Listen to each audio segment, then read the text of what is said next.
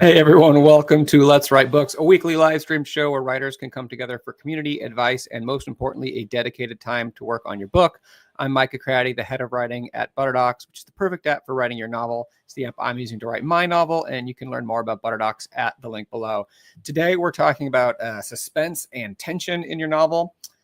Which is why I arranged for my neighbors to get their trees trimmed at this exact moment with incredibly loud chainsaws, which I don't know if you can hear it through the microphone, but I certainly can. And it's just perfect for suspense and tension because nothing makes me feel more tense than the sound of chainsaws. And I'll keep you all in a state of suspense by wondering if a giant tree branch is just going to fall through the roof behind me or tree topple over and crush me today. So a little extra sound effects. Apologies for the chainsaw noises. Hopefully they'll run out of gasoline at some point. Anyways, welcome everyone joining me live or the replay. If you're watching live, please get in the chat and let me know, where are you? What kind of book are you writing? And how do you create suspense and tension in your novel? I want to know what kind of strategies you use to create suspense and tension in your novel. Perhaps you use chainsaws. Like my neighbors who are getting their trees trimmed right now with these incredibly loud chainsaws. We're going to have fun today, despite the chainsaws. I'm looking forward to it. I'm feeling a good vibe today. It's a beautiful sunny day here. And yeah, I don't know. I feel like I'm going to be able to tune out the chainsaws. And don't worry, if you can hear the chainsaws during the writing sprints themselves, I'll be muted. So you'll have a more pleasant background noise. All right. So yeah, where are you? What kind of book are you writing? How do you create suspense and tension in your novel? I'm in LA. And again, it is a beautiful day. We've just been having some really nice weather lately. I'm writing a novel about three estranged best friends who return home to their small town for their 20th high school reunion. Not because they want to be there. They don't actually want to be there. They've fallen out. They don't really like each other anymore. But there is an explosive secret from their past that is going to be uncovered. And they are there to deal with it before it blows up their lives. And I want to talk, I'm going to talk a little bit more about suspense and tension in a moment, but I want to get your input, get in the chat. How do you create suspense and tension, and why? All right, so we're doing 3 25-minute writing sprints. If this is your first time, we do writing sprints. We talk about writing and we do writing sprints. So we're going to do 3 25-minute writing sprints. During those sprints, I'll put a timer up, I'll play some music, and you can write. And I'm going to give you some guidance if you want it. If you're here, if you want some guided prompts, I'm going to have some stuff on suspense and tension that you can do. If you don't want to, you can just use the time just to work on your writing in any way that you please. So 3 writing sprints, and going to do something a little new today, trying something during the second break. I'm going to show you a picture, and this is going to be the flower of the week from my backyard, a very pretty flower in my backyard that I took a nice photo of. And I feel like it's just got a good creative energy to it. So I'm going to show that during the second break. Yeah, love to see everyone getting in the chat. Katie, welcome in. Happy writing day. A normal family podcast. Sounds fun. From London, welcome. Cash in here, the chainsaws. Apologies again, but Barbara can't. So, hey, who knows? But they're quiet. Yeah, my microphone's pretty decent. So I think it's just one of those things where it's like, your experience is different than mine because I can hear what's in my environment and you guys can only hear what's coming through my microphone. And it's really loud for me here, but loving to see so many familiar faces in or names and faces in the chat, and some new ones too. Let's see here. Minaru, it is not sunny there. I'm sorry. Maybe you can we can send some sunshine your way here. Craig in St. Louis working on his military genre thriller. In terms of suspense and tension, I feel like the life or death aspect of my story adds plenty of tension and suspense. Life or death, that's certainly one way to do it. Normal family podcast, I'm creating an incredible suspense with hundreds of blank pages. What will be filled in those pages? Will they be filled? So many suspenseful questions to be used there. Fantastic. Cash is here from Texas working on giving feedback on 5-Page Mondays. That's for our other things from our screenwriting. So we do novel writing with Butterdocs, and we have another app, Arc Studio, for screenwriting. And we have a forum where we do 5-Page Mondays for that. Maybe we'll have something like that for Butterdocs eventually too. But that's fantastic. Monaro is excited for the flower of the week.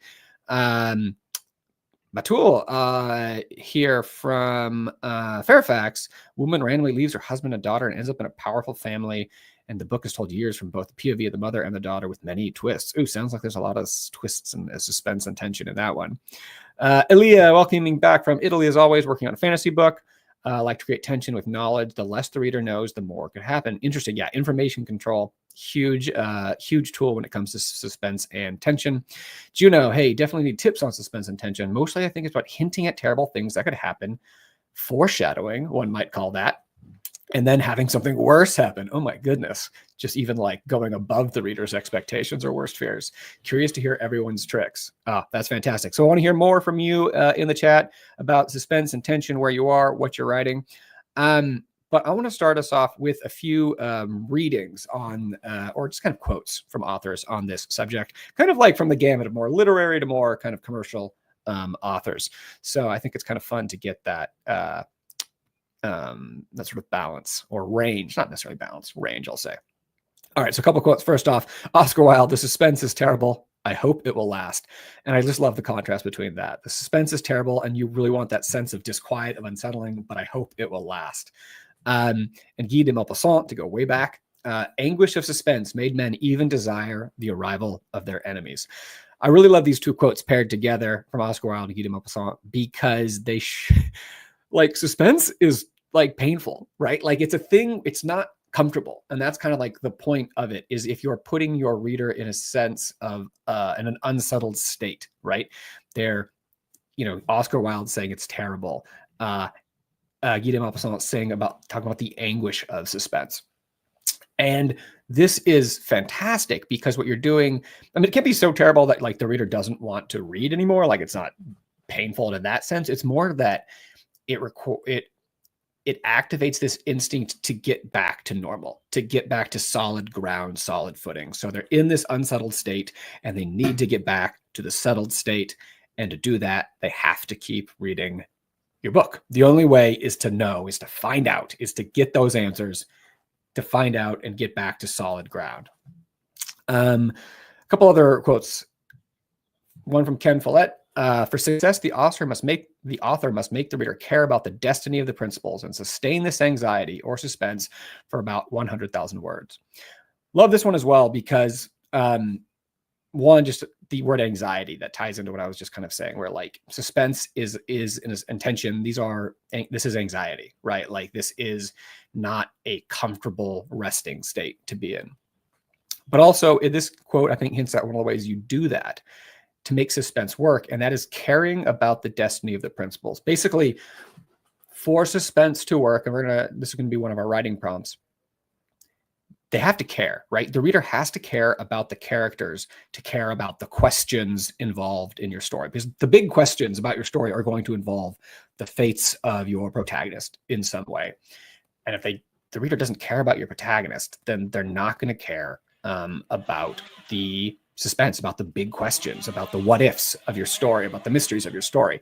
So really this goes to show how important character work is, because if you don't have characters that the reader cares about, they're not going to care about the mysteries either. And this last one from Tom Clancy, who just like grew up reading Tom Clancy. My dad would get Tom Clancy books from the library. He had a reading chair and it'd be a stack of books, and I would just go and sit in his reading chair and like read his books before he did. So like John Grisham and Tom Clancy were two of the authors that I would do that from my dad. So I have like a soft spot for Grisham and Clancy. Tom Clancy, suspense is achieved by information control. What you know, what the reader knows, what the character knows. Someone said this in the comments earlier, was talking about Ilya was saying something here about like create tension with knowledge, the less the reader knows, the more that could happen. Similar here to what Tom Clancy is saying. So basically, this is a tool, right? It's very practical. You are controlling the flow of information, what the reader knows, when they know it, but also it's what the reader knows and what the characters knows. And you can have the difference between those two things, right? When the reader knows something and the character doesn't know it, what do we call that? We call that dramatic irony. And that can be such a powerful tool when you know, for instance, that the character is in danger, but they're oblivious to the fact and you are so worried about them. It's the like, don't go through that door kind of kind of feeling, which can be fantastic. So that is, those are some of the readings just to get our brains working towards suspense and tension, kind of what they are a little bit, but also like what they do, what their value is. In the chat, yeah, let's see here. Barbara, I like using setups that lead to unexpected twists. Yeah, that's a kind of tension that we're going to talk about a little bit. The uncertainty, right? Anything you can kind of put the reader off their footing a little bit and put them in that sense of uncertainty. Juno, yeah, uncertainty is super uncomfortable. People want certainty, even if it's negative. Right, that's that quote of, who was that, Guy de Maupassant? Anguish of suspense made men even desire the arrival of their enemies. Like, it's like when you're waiting for news, it's like you'd rather get bad news sometimes than just like not knowing, because that sense of anxiety of not knowing is worse than the bad thing actually there. Matul, I write the anxiety suspense without even knowing what the answer is going to be myself. That's funny. I mean, I feel like that happens in writing sometimes. Like, oftentimes when we're writing, I mean, this is going to happen both at the plot level, but also sort of like at the bigger idea level. Like Charles Yu, the author, was on the show a month or two ago on Let's Write Books. And he was talking about how he approaches novels. And one of the things he says is that, he's about big question. And when it comes to like the central question of the book, oftentimes you're writing about a thing where there isn't even a question, like there isn't necessarily even an answer. So this kind of operates on two levels: on the plot level, where sometimes you're still figuring things out as you go, but also kind of like on the what's it all about level, where the whole point is maybe you're kind of explore some bigger question that doesn't have an easy answer. And maybe what can't be answered, but it's still kind of what's driving you forward. Katie, the main source of suspense in my novel is the main character's identity. She agrees to pretend to be the lost princess, but is she just pretending? It's tough to balance because she's the main POV. That's also hard. Yeah, information control, depending on the POV, is hard because it's, that can brings up the idea of the unreliable narrator, right? If we're in her POV, then it can be harder to hide information unless the character is doing that on purpose, right? They are willingly manipulating you in some sense, which can be really cool. I think that can be super fun. All right, great. I love it. I love the chat. So let's move forward a little bit. So yeah, we're talking about suspense and tension. We're going to get into the first writing sprint here pretty soon.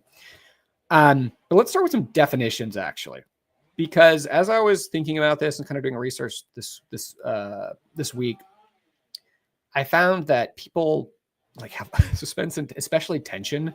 Like the definitions are all over the map. Like people have such different definitions for what tension is, and even suspense a little bit.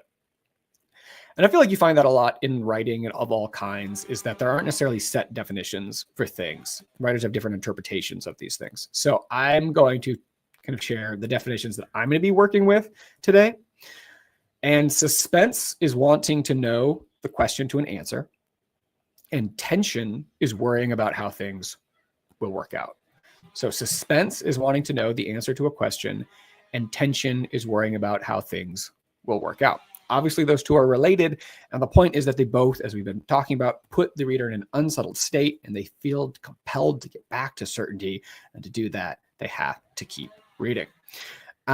So we can have 3 sprints today, and I'll show these here. So Sprint 1, and if you're a ButterDocs user, there is a link below to add this notes template that I'm showing you right here to your ButterDocs account. You just click on the link. That'll take you to a page where you just like say, okay, add it to your account.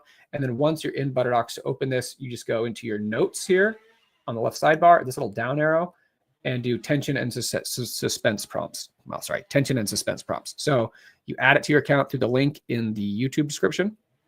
And then once it's in your account, you go to notes, this little down arrow, and the tension and, this little down arrow, and tension and suspense prompts. I don't know why I can't say suspense. I'm holding you in suspense about my pronunciation. But you could also see these prompts in the description below too, if you want to copy and paste them. They're there. All right, so sprint 1, we're going to choose a scene you want to write or rewrite, and then we're going to free write on 4 kinds of tension you can add or heighten in the scene. So tension of the task, which is kind of obstacles preventing them from accomplishing their goal. And are they going to be able to do it? tension of relationships, characters at odds with each other. Is there a character who stirs things up? Charles Baxter, the writer, he has this thing called Captain Happen, which my wife is a fiction writer. She was actually telling me about this. And Captain Happen, like, is like Iago. Captain Happen is the character who does or says things that others won't. They like stir things up and they like create these conflicts and stuff. There's the tension of surprise, which someone was mentioning earlier in the chat. They like to do that. It's disorienting your protagonist and the reader, this is so fun. I love is that you're operating on multiple levels as a writer. Like, you're doing stuff to your reader, but you're also doing stuff to your protagonist. And sometimes it's the same thing. And sometimes you're differing what you're doing to the two. And that's just like so cool. Just gives so many layers. So that's what we're going to be. And then, And then the fourth one is mystery. We know what the protagonist wants to know in the scene. So these are all sources of tension that you can have kind of at the scene level. So sprint 1, we're going to be free writing on a scene that you haven't written yet, or you want to rewrite and add some tension to. Free writing on what kinds of tension you can add specifically to your scene. So free writing, sprint 1. Sprint 2 is actually working on that scene, writing it or rewriting it.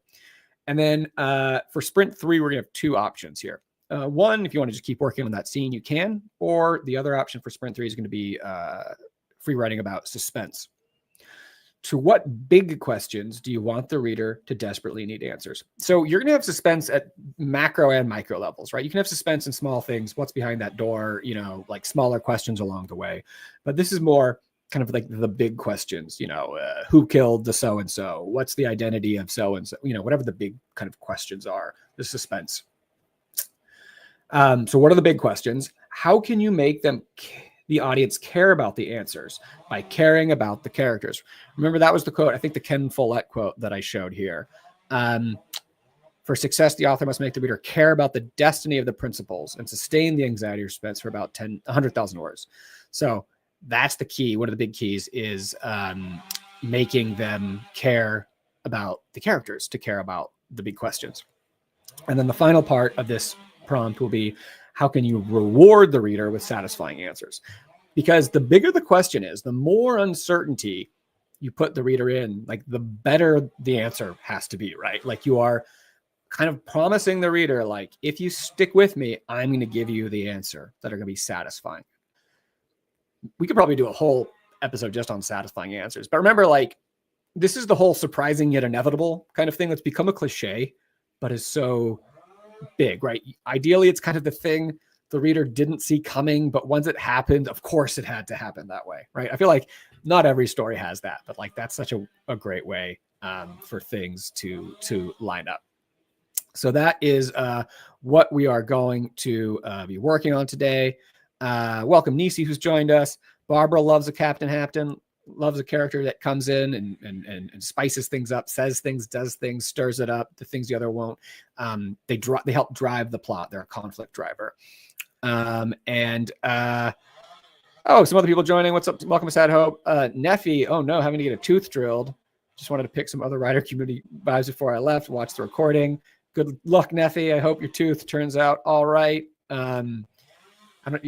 If you just joined and you hear those noises in the background of me, that's not a tooth being drilled. That's my neighbor's trees being trimmed by multiple chainsaws, which is ordered specially for suspense and tension. It's keeping me very tense throughout this entire episode and keeping you in suspense for whether a tree falls through my roof and crushes me, which would be a twist that no one would see coming in Let's Write Books. Okay, so I'm loving the vibes. I think we're going to get some great writing done today. We're going to move into the first writing sprint here. I'm going to put a timer up on the screen. I'm going to play some chill music, and we're just going to get to it. So this is the first sprint, right? It's the choosing a scene you want to rewrite, free write on the 4 kinds of tension we were talking about: task, relationship, surprise, and mystery. A little more info on that in the description below or in the notes template if you want to use that in ButterDocs. So that's what we're going to do. I'm going to put the timer up on the screen. I'm going to play some music, and we're just going to get into it here on a Monday morning or a Monday afternoon or a Monday evening, depending on where you are in the world, or a Tuesday early morning if you're in Australia, which sometimes we get people from Australia, or New Zealand, which always impresses me. But we are a global community. It sounds cool to say that. All right, guys, I'm going to play the music. We're going to get into some writing. Let's get in the zone. Let's focus in and have some fun today. Here we go. I'll catch you guys in 25 minutes.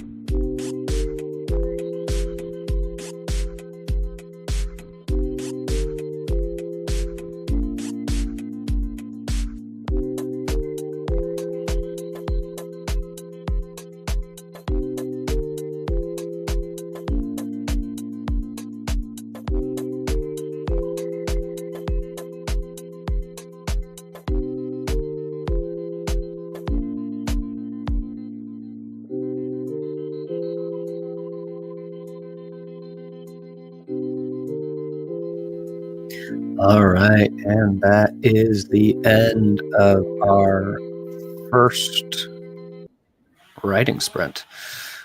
I want to welcome everyone who joined during that sprint. Welcome to Let's Write Books. I'm Micah Craddy, head of writing at Butterdocs, and if you hear the noise behind me, that's the chainsaws of my neighbors getting their trees trimmed, and the perfect backdrop or soundscape for suspense and tension, because it's making me tense. Not too tense, though, actually. I did some good writing there. Anyways, I want to know, how did that writing sprint go for you? Are the muses with us today? Have you identified some areas where you can add tension to one of your scenes? I want to know. Get in the chat. Ari Faber had joined late. What did I miss? You missed the first 40 minutes, basically. But like, it's still there. You can go back and check it out. We talked about suspense and tension. I love this. Sorry, that was really funny. Your neighbor knows we need paper. Exactly. I live next door to a paper mill. That would be kind of funny if there was a paper mill in the middle of LA. We talked about suspense and tension, and our first sprint was about tension and free writing on a specific scene in your story and that you want to write or rewrite, and free writing on the 4 kinds of tension: tension of the task, tension of relationships, tension of surprise, tension of mystery. There's a little more information on that in the description below or in the notes template. But yeah, how did that go for you guys? How was your writing? If you were doing the sprints, if you're doing this topic, how to go with the tension. Yeah, let me know. For me, it was really cool. A couple things I noticed as I was doing this. One is the tension of mystery. And the tension of mystery, it's what the protagonist kind of wants to know in the scene, or what the reader wants to know in the scene, maybe. It's almost like the suspense of that scene, right? What's the big question? And it's kind of fun because it ties tension and suspense together a little bit. And then the other one, the tension of the task, was one that actually was really interesting to me, because I feel like the tension of the task, it can be overlooked because it can just be small things. But just because they're small or simple, like, they can still have really great impact. Like, it doesn't have to be looking for murder clues or breaking into a bank or something like that. It can be a small thing, but small things can create a lot of tension if those small things are an obstacle to what the character wants. So in the scene I'm working on, it's just about a stepdad taking his new wife, who's pregnant, with his child and his 2 stepkids fishing. And he's just taking them fishing. It's pretty low stakes. But his goal for the scene is to make these stepkids happy, because he is sort of uncertain of himself as a father. And basically, if he can make these kids happy, it means he's going to be a good dad. And if he can't make them happy, it means he's going to be a bad dad. So like, any little thing, that causes a trouble on this fishing trip, like forgetting sunscreen, or just like something, or like it being hot, or like all these little things, anything he's like that's causing a small problem can have a huge impact, because this little thing means he's going to be a bad dad. He's going to be a bad father. Like, that's huge for him. So you can connect these small little tasks and create massive amounts of tension if the task is creating an obstacle to what the character wants. So that was kind of a fun thing that I came across in my free writing on this scene. All right, let's go. Jumping in right here. Katie, I have to do my actual day job at this first scene. I've been having trouble breaking. Thanks. Happy writing, y'all. Katie, so glad you're here. Good luck on your day job. That's fantastic, though. That was a small little breakthrough there. Nisi didn't write much, kind of sprint to 3B. That was about suspense. I started writing some questions. I think I'm just tired. It's early. Yeah, no worries. I mean, these sprints are just suggestions. Like, I just want you guys to write and like make progress on your books. And so whatever way you do that, like, I don't care. It's fantastic. Allie joining late. Glad you're here, but progress has been made. I mean, even just showing up is progress here. Barbara, your prompts are super helpful, but my scene is super boring at the moment. Well, that's what the prompts are for, is to help your scene be less boring. And that's what I was kind of talking about. Like, even small things, can cause a lot of tension. Not every scene has to be about a huge thing, but like, if your character has a goal for the scene and they want something in the scene, then any little things that cause problems along the way can cause tension, especially if that goal for the scene is connected to something bigger. Like, so the one I was talking about, this guy thinks he's going to be a bad dad. He's taking his stepkids fishing. And if they have a good time, it means he's going to be a good father. If they have a bad time, in his mind, it means he's going to be a bad father. And so just like any little thing, any little mistake he makes has huge kind of consequences in his mind emotionally for the character. They're still just like on a little fishing boat. Like it's not nothing crazy is happening, but it's just having those things. And now actually is a script question. Should I, we also do Let's Write scripts on Wednesdays, but you can write your scripts here if you want. Should I always capitalize people's names throughout the whole script or only the first time we meet them? I might not be working on a novel. Maybe not. Yeah, you in a script, you capitalize the characters' names the first time we meet them in the script. You don't have to do it throughout. I think also like in the UK, sometimes they capitalize them throughout the script. But like for the US, especially in like normal screenwriting format right now, it's the first time you capitalize their names. Juno, definitely intrigued by the Captain Hapton character role. Sometimes a story needs someone to do the unreasonable things to make the story move forward. Exactly. So Captain Hapton, Charles Baxter, the writer, came up with this, and he's sort of the character who does and says things that others don't want. He's like providing drive and like stirring things up. And it can be a really good technique to have in your show. It was a lot easier to visualize the scene's flow, and I was thinking about it through the lens of these 4 topics, right? Yeah, so we had the 4 tasks. 4 sources of tension of task, tension of relationships, tension of surprise, tension of mystery. Same thing. It like really broke it down where I was like, all right, yeah, what are just like the tasks that he has to do? And like, how can that create tensions? What are the relationships right here? What's the mystery? What are the protagonist and the reader? What do they need to know in that scene? What's the surprise, that's going to disorient the reader if there's going to be one? So it's fantastic. Interesting. In theater scripts, I'm used to characters' names are often capitalized the whole time. So yeah, different formatting for different kinds of things. Awesome. All right, y'all. So that was the first sprint, and we were free writing on this one. Now we are going to move on to, I'm going to make an announcement. Yeah, while we're here. So I'm off next week. I'm on vacation next week. So no Let's Write books next week on April 7th. I will be gone. But you can join. Well, first off, you should just write on your own. But we'll be back on April 7th. Wait, no, March 31st. Sorry. Yeah, no Let's Write books on March 31st. But on April 7th, we're going to have a special guest writing romance novels with Leigh Michaels. She's an award-winning romance author, editor, and book coach, a writing coach. And so she'll be joining us and writing with us, and I'll be chatting with her about romance novels. Obviously, you don't have to write a romance novel. I don't write romance novels, but I think it'll be very illuminating if you do write romance novels, but also just for writing books in general. And you'll be able to ask her questions about romance novels, but also just your writing questions also. So you can RSVP for that now. But again, that's in 2 weeks. Next week, I'm on vacation. So we'll be back in 2 weeks. So just wanted to bring that up before we jump into the next sprint. Thanks, y'all. I'm just going up to the Bay Area to see some family stuff. So it should be fun. But I would like to go to Hawaii soon. I haven't been there in a while. It's been a while. All right. So sprint 2 is simple. It's write or rewrite that scene. So sprint 1, we were choosing a scene and free writing about the kinds of tension we can add or heighten in it. And now we're actually going to do that. You can keep free writing if you want, or you can jump into that scene actually and work on some of those things that we were talking about there. So I'm going to put 25 minutes back on the clock, play some more music, and we will chat once more on the other side. And we come back, we're going to do the new thing where I'm going to show the flower of the week from my backyard. It's a very pretty flower that will give you some creative vibes, hopefully. All right, I'm going to play some music. And how are we feeling? We ready to go? We ready to jump back in the writing? Let me know if you're pumped up. If you're ready to get into some scenes, but let's do it. All right, 25 minutes. Catch you guys on the other side.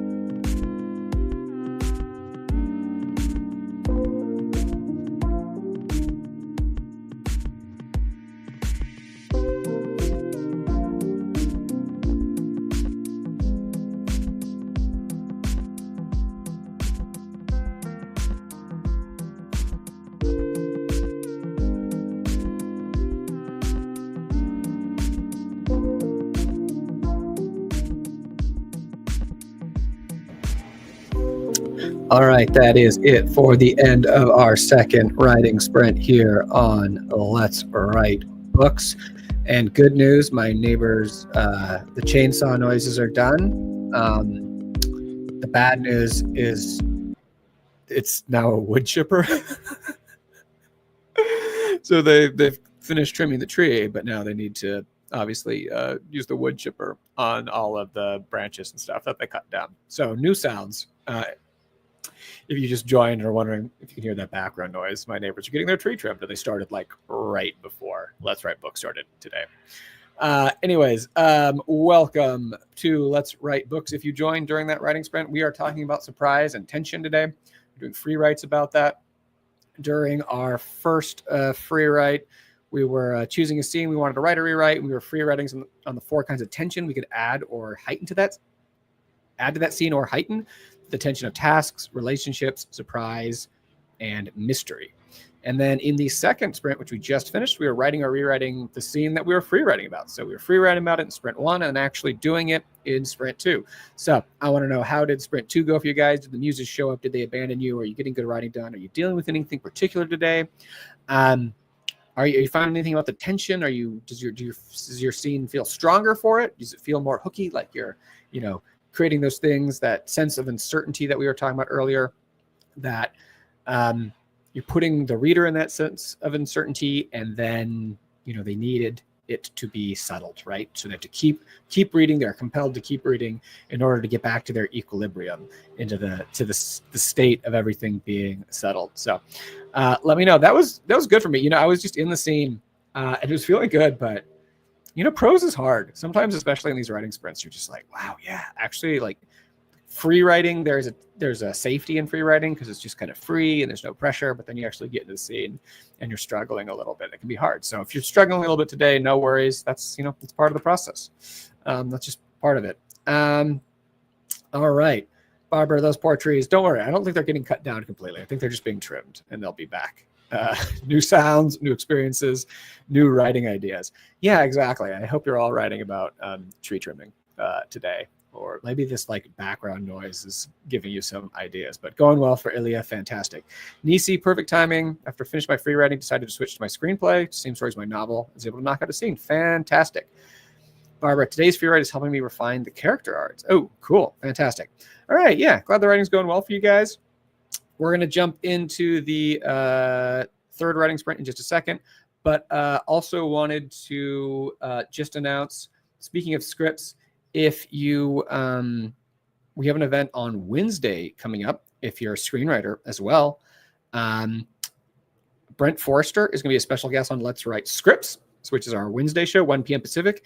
Brent is a writer. He's written for The Simpsons, for The Office, and a lot of other shows. Fantastic, really great experienced writer. And he's going to be doing Let's Write Scripts with us on Wednesday. So you can ask him screenwriting questions, write with him, hang out. And he's a really funny guy. It should be really fun.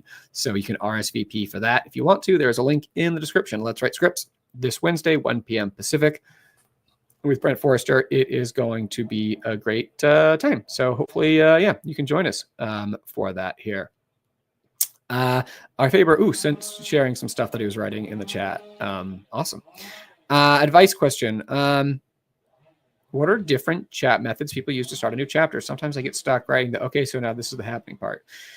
Yeah, I mean, I think that's fine, like for your early drafts. Like that's a good way to get into it. But like when I'm writing, like I'll sometimes do that. Just be, okay, so this is happening. Yeah, I'd love to hear other people's, strategies for this. Obviously, I mean, the best way to learn this is just to like look at the chapters of books you love and just look at how are they starting, like look at them in practice. Books that are similar to the style that you're writing, or just books that you love. But it really depends on like where, the emotional state of your character, where you are, what's happening. There's a lot of different techniques that you can get in there too. Craig, I'm doing the tedious labor of making sure my timeline makes sense. Ooh, I realized I had one very long day, which everything I wrote couldn't have happened. This is the least fun writing. Yeah, that sounds like a slog, man. So good luck. Amy, my back neighbor's running a chainsaw right now too. Are we neighbors, Amy? I don't think we are. But that would be funny if we discovered that. Cash actually likes timeline stuff. But rewriting because it doesn't fit sounds dreadful. Yeah, when you have to like rewrite. That can be tough. All right. I mentioned that I'm going to show something new, trying something new today, and it's going to be the flower of the week. Amy also is in Portland, Oregon, so she's not in my backyard. If we're hearing the same chainsaw from LA and Portland, it's a very loud chainsaw. All right. So the flower of the week is this beauty in my backyard that I took this photo of this morning when the sunlight was hitting it just like perfectly. And this is a Purissima Island mallow, which is a California native shrub that's growing in our backyard. Mallow just like spreads like nuts. So we have a ton of this right now, but it's really beautiful. And it's got those purples and pinks. And I probably should have looked at some more flower anatomy. My wife is a big plant person, and so she's the gardener and everything. And so I'm like, what is that? I asked her what this was, and she told me what it was. So I'm like, that's a stem in there, maybe? I feel like I used to know flower anatomy from like, I don't know, 5th grade or something. Like they talked about this. But anyways, I thought this was just like a radiant, beautiful flower. And like that, this is good creative. You can also eat the pollen in there, which is pretty cool, which I love. And like our ideas are pollinating here as well. Our ideas are germinating. That's a lot of seed metaphors. Our books are growing. Our ideas are blooming. So there is a lot going right there. Fantastic here. Yeah, Nisi, so beautiful. Thank you. Love mallows. They're great. The blur in the front gives a lot of composition. Yeah, you got to like dirty the frame a little bit in the front when you're taking photos. That just like makes it seem pretty cool. It's fantastic. James, beautiful lighting. Spring is officially here, but dealing with the last of winter weather. This is fantastic. I had some friends over the other night. We were like in a little back bonfire kind of thing, and we got into a big argument about when the seasons are. Because there's like official things like the equinox and everything, and I think spring just officially started. But like for me, I have very simple definitions of when spring, summer, winter, and fall are. And obviously this is like a northern hemisphere thing, because in the summer, other places it's just like the wet season or the dry season. But for me, summer is June, July, and August. Fall is September, October, November. Winter is December, January, February, and then March, April, May are spring. And it's just like 3 months each. Very simple. That's just how I think of the seasons. If you disagree, let me know, or agree. Get on the chat. Let me know how you feel about it. Juno, beautiful. Thank you. Yes. Yeah. So, on Let's Write Scripts, I show the sandwich of the week, which is like the best sandwich I make of the week. And so I'm just kind of trying things out. I don't know if it's going to be a flower every week. It might just be like a nature photo of the week. Could be like a photo of if I see a cool bird or a tree or something. I don't know. It's just like what the inspiration is going to strike. But I think it might just be kind of like some sort of nature. I feel like it's just like, it's soothing too. Soothing to hear the chainsaws in the background and look at a picture of flower. Glad you love it. Everything's better when flowers are around. Fantastic. Elia agrees with my vision of the seasons. I appreciate that. That means a lot to me, because I was what my friends were arguing with me a lot. They very much disagreed with my seasons. No one actually agreed with me, which I found surprising. So, but I like my system of seasons. All right. We're going to jump now into the final writing sprint, running a little long. So I think we'll just do like a 20-minute sprint for this last one. Yeah. All right. So what are we doing today? We are writing. We are doing our last sprint here. This is funny. Oh, Barbara also agrees with my seasons, and like the non-food options or sandwich make me so hungry. Fantastic. Winter here starts mid-November and goes through early April. See, my definitions of like winter, spring aren't like based really on like weather. Like it's basically based on the fact that in my mind, summer break when I was a kid was June, July, and August. September is back to school, so that means fall. And Thanksgiving is like harvest festival, so that means the end. December is like Christmas, which is winter, and then that kind of leaves spring for the other three. Like, so that's just kind of like how I break it down. Yeah, but then you're going to get like in Texas and everything. You're going to get different stuff. Anyways.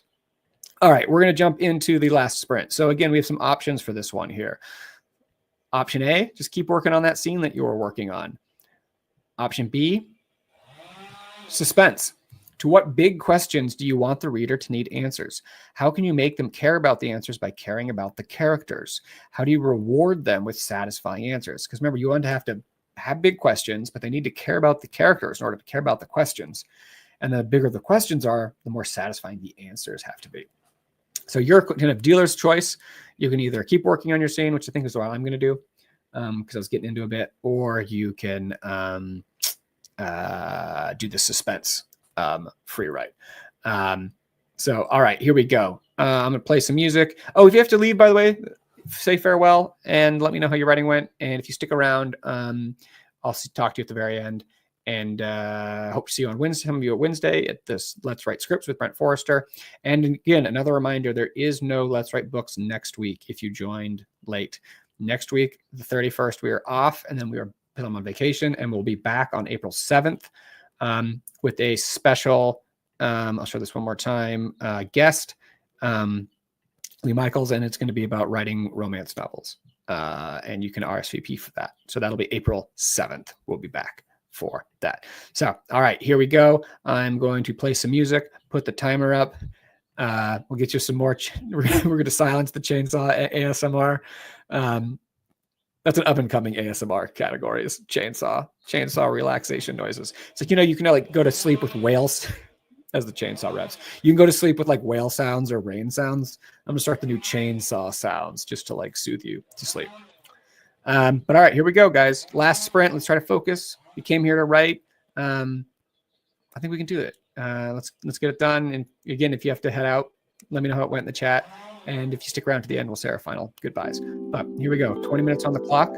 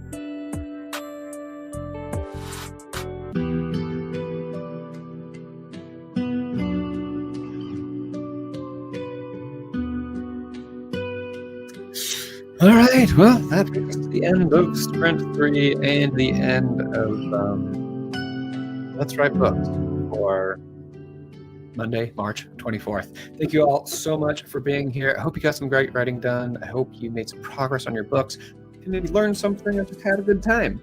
It's just fun to get together as a creative community and work on our writing together and chat together. It's always a great time with you guys. Just as a reminder, Let's Write scripts on Wednesday at 1 p.m. We have a special guest, Brent Forrester, who wrote for The Office and The Simpsons. You can join. You don't have to be a script writer or a screenwriter to join, but you can. And as another reminder, next week there is no Let's Write Books. I'm on vacation on the 31st, March 31st. No Let's Write Books. I won't be here. But I will be here on April 7th in 2 weeks, and we're going to have a special guest for that one, and it's going to be really exciting. You can RSVP for that in the description below.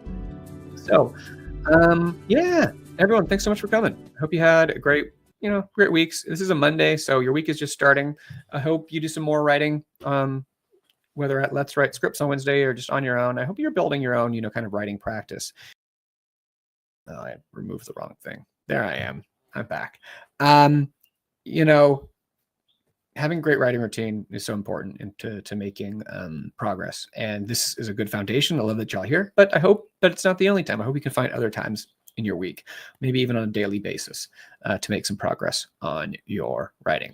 So that's it for me. I'll see some of you on Wednesday, and I'll see some of you back here in 2 weeks. And hope you guys have a great week. Please take care of yourselves, and happy writing. Be kind to yourselves, and I'll see you all soon. And Batul, special welcome for your first time. Glad you enjoyed it. Hope to see you again. All right, all. That's it from me. Catch you later. See ya.